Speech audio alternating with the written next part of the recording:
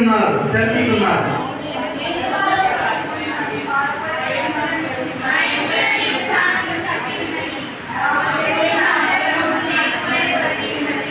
నా బలము ఎండిపోయి చెలపీకి వలె ఆయను, నా నాలుక నా దవడను అంటుకుని ఉన్నది. నీవు నన్ను ప్రేతల భూమిలో పడవేసి ఉన్నావు.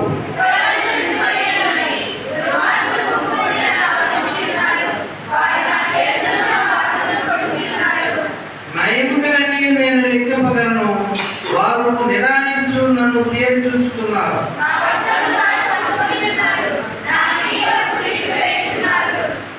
యెహోవా దూరంగా ఉండకము, నా బలమా త్వరపడి నాకు సహాయం చేయము.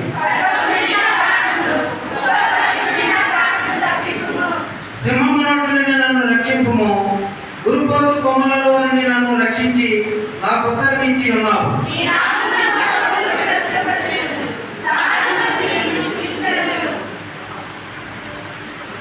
యెహోవా యందు భయభక్తి గలవారారా ఆయనను స్తుతించుడి. యాకోబు వంశస్థులారా మీరందరూ ఆయనను కనపరచుడి. ఇశ్రాయేలు వంశస్థులారా మీరందరూ ఆయనకు భయపడుడి.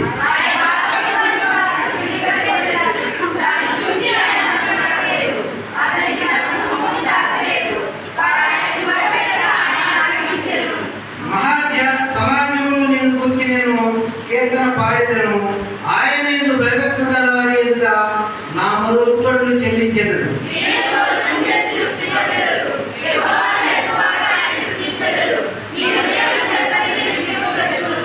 భూదిగంతంలో నివాసులందరూ జ్ఞాపకం చేసుకుని యెహోవా తట్టు తిరిగెదరు. అన్యజనుల వంశస్థులందరూ నీ సన్నిధిని నమస్కారం చేసేదరు. భూమి మీద వర్ధిల్లుతున్న వారందరూ అన్నపానములు పుచ్చుకొచ్చు నమస్కారం చేసేదరు. తన ప్రాణము కాపాడుకొనలేక మంటిపాలు వారందరూ ఆయన సన్నిధిని మోకరించేదరు.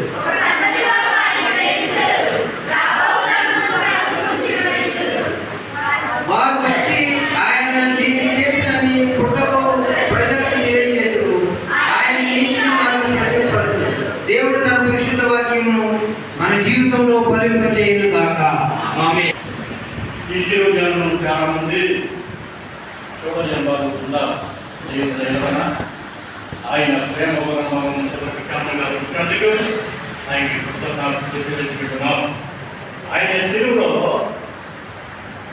ఏ రోజున ఎవరి కోసం ఆయన జీవితం ఎవరి కోసం? మన కోసం అనుకుంటున్నారా? ఆయన ఏ పాపంలో వాడు మాలో పాపంలో మీరు ఎవరన్నా రుజువు చేయగలరా అని సవాలు చేసిన ఆ దేశీయ మాత్రమే ఈ లోకంలో మనం చూడగలుగుతున్నాం. పాపం లేని వాడు ఏ దోషము ఆయన లేదు.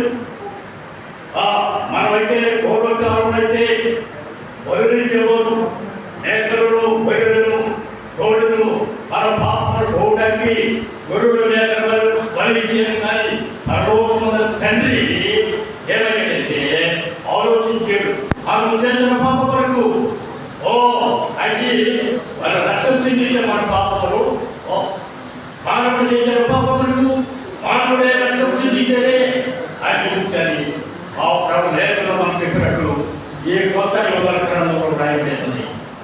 అది పరమ తండ్రి మన కోసం మన పాపము నిమిత్తం తన కుమారుడిగా ఏ లోకముని పంపించి ఆ మానవుడు చేసిన పాపములు నీవే మరి యాగం అవ్వాలని తండ్రి కుమారుడికి ఆజ్ఞాపించి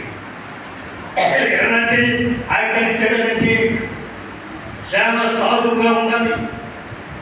ఏ శాపం కొడితే ఈ శాపం ఇప్పుడు నీవు తిరిగి ఎవరిని తెలుసుకోవచ్చని ఆయన విధంగా బ్రహ్మను తీయరా. మరి మొట్టమొదటి ఆ శిలువలో ఆయన ఇందులో మాట్లాడుతున్నాడు. తండ్రి తండ్రి మీరేమి చేయించున్నారో ఇదే కాదు, మనందరూ మీరు ఎంత ఏమి చేయిస్తున్నారో మీరందరి కాడ క్షమించుకోవాలట.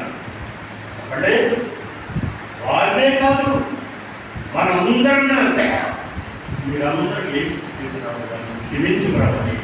మొట్టమొదట ఆయన శిలువును పలికిన కొంతమంత దేవుడు జీవించి ఆశ్రయించిన కాక ఆమె